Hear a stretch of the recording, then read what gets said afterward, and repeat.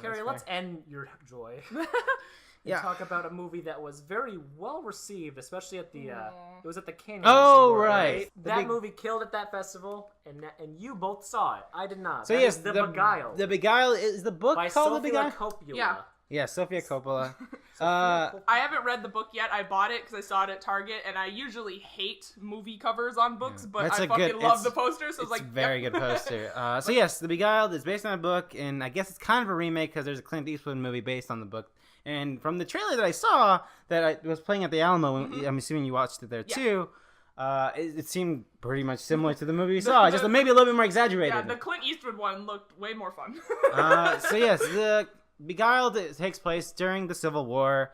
It takes place during this like etiquette school for women, and they're kind of just stuck here because it seems like they're near like where a battlefront is, and so they can't really move. It's best to stay indoors. And then they run into a Union soldier played by Colin Farrell, and he's got like a busted leg, and so they house him and take care of him, hopefully until he gets better so he can leave. And then he sort of starts flirting with the women there, and they almost all of them. And the women enjoy being flirted with and whatever. And then shit goes bad because it's pretty obvious he's kind of a shitty dude. Colin Farrell. Yeah, Colin Farrell. Surprisingly enough. And then shit goes bad and he goes crazy. And man, it's so crazy how that's the movie, man. Like, that's literally, that's the synopsis. That's the movie. And like, if you can think, I'm so sorry, but if you can think of like the most bare minimum way you can make a movie around that stuff, that's kind of how I felt about this thing. The advertising sort of paints this as I guess a sort of I spare in your grave without any of the rape. It seemed like it was gonna from the marketing. It seemed like it was gonna descend into like full on torture, and I was like, interesting. Yeah, I'm on board. And say no more. I'm watching it right now. It seems like smirky Colin Farrell gets what's coming to him, but that's not like it's really hard to like how like the setup. It just like the setup happens, but nothing. Man, I just find so little about this movie to say like, oh, that was really cool. I'm like, oh no, that was a shot you could do for this movie with this synopsis. Like, I don't know. Like, oh yeah, they're mad. Oh, okay, cool. They kill him. Okay, I don't know. The tension that they allude to in the marketing is not there at all. I don't know. Colin Firth's character is so not Colin Firth. Colin Farrell's character, like he's just so obviously a scumbag. Like he just out of nowhere says, "Oh, I love you." It's like, okay, okay, cool. I don't know. You're like you're the prettiest fucking woman I've ever seen. I was like, okay, sure. And that stuff plays early, and so you think obviously he's gonna get it's coming to him, and no, like they buy into it. Like, and they're like, he's actually a shitty person. I don't know, because it's like the thing that they do to him is still like trying to help him. Absolutely, and it's like, nah. They never have that intention. They don't even really want to kill him. I know. I was like, I wanted these women to turn on him, and they never do. It's just like, well, we gotta kind of do this, I guess. Like they do at the end, I get with the leg. Yeah, was trying to help him, but then they But it's not done out of malice. It's kind of done out of to get him. It's to like, we need to leave. So. Yeah, exactly. If there was a moment where they all like switched and were like, no, fuck this guy, but they were like cowering from him the whole time, and I was like that's fine. Like I understand that it would be scary. If I was in the room with Colin Farrell, I'd be terrified. I'd be like, where's Johnny Depp? I don't know. So it just doesn't like take that turn you'd expect. Yeah, I expected way like harsher consequences. You see, that's how, because like whenever the trailers came on, it always said R for some sexuality. But then I would always watch it and it was like, is there more? Because like in the trailer when he eats that like thing, and they all smell like like it's like, oh, they fucking poisoned him, and now he's gonna wake up with that penis or something. No, that's not. Yeah, they allude that. Yep. That's, whatever. Like my favorite thing from the trailer is when he screams, "What have you done to me, you vengeful bitches?" And in this movie, they put that line in when he's having a temper tantrum like 3 rooms away, and you just kind of hear him yell it. And I was like, damn it. And again, there's no malice in this movie at all. There's no vengeful nothing. It's just like, Colin Farrell sleeps with fucking Elle Fanning instead of Kirsten Dunst. And then when I was watching it, I genuinely thought, because he tells Kirsten Dunst, he's like, "I'll meet you tonight." I genuinely thought he like went in the wrong room on accident.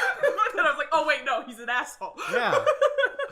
And then he falls down some steps, and then Kirsten Dunst pushes him down the stairs, and his leg had like bullet shrapnel in it at the beginning or something. And it had been repaired enough that he was walking on it and helping them tend the garden. And then she pushed him down the stairs, and his leg got fucked. Like his bone was like all out here. Bad. And then, but then she like and then like 2 days later, Kirsten Dunst is sneaking into his room like, "I'm sorry," and I get it because she's that stuff. desperate. That stuff is good. Like that's probably the most interesting thing is the stuff with Kirsten Dunst, but she's not really focused in on. She's just a side character because at the end of the movie, like after all the shit goes bad, she goes in the room and just like fuck, and she's like, "I fucking want this. This is happening." That stuff is the most interesting stuff because there's stuff with Kirsten Dunst's character that's never explored really because it's not bad. It's just the most fine. I think it's the most. It's so fine. It's like bread without any. It's just. I'm just. The Beguiled is bread. I'm so sorry. Like man. It's well shot. Like the shots of the actual presentation of the movie was gorgeous. I loved it because it's all swampy and marshy, and you can just look at it and you're like, "Ugh, it's humid." Costumes are great. Nicole Kidman's fantastic. I love Nicole Kidman in period pieces. Like I was thinking of her in The Others. Like it's the exact. I still need to watch The Others. That movie's awesome. I love that movie. Yeah, she's great. Elle Fanning is Elle Fanning, I guess. I mean. What's with Elle Fanning in like these sort of fucking temptress fucking roles? I don't know, like it's borderline. It's weird. I don't think I like it. Yeah. Shout out to one of the little kids in that movie. I forget her. I don't know if I ever caught her name, but I think I really liked one of the little girls in the movie. She was really funny. I thought the turtle one. I think or so. The one who was that like, was I weird. picked the apples. Yeah, I don't know. Like the fucking turtle. The stuff. The worst thing about it is like it seems so obvious that they're just eating up what he's putting down that you think something is coming. Yeah. Obviously, they're like fighting for his attention in the most ridiculous fucking way. Nicole Kidman just so like he shows up and he's like all these women want to have sex with me, and then all the women want to have sex with him. Well, he's really handsome and he's charming. Yeah, and he's flirtatious.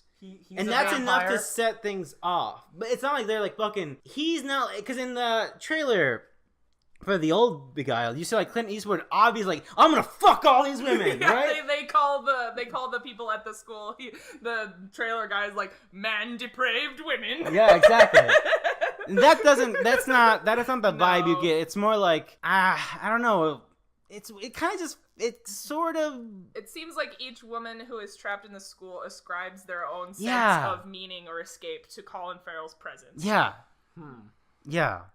And they all see him as a means to their own personal end. Yeah. They want to try and get somewhere. And they never really like the stuff the most interesting stuff. I feel like they do the Kirsten Dunst stuff and Nicole Kidman a little bit.